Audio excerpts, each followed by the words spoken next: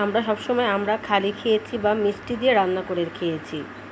আজকে আমি একটু ঝাল ঝাল সাথে টক টক মিষ্টি রাখবি, যা খেতে অসাধারণ।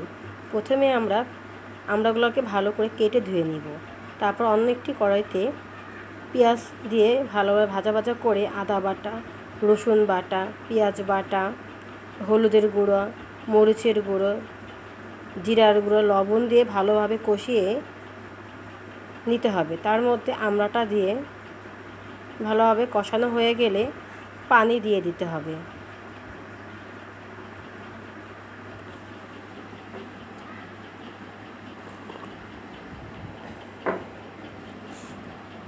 যখন এটা সেদ্ধ হয়ে আসবে, কাঁচামরিচ দিতে হবে। একটু মিষ্টি ভাবের জন্য চিনি দিতে হবে।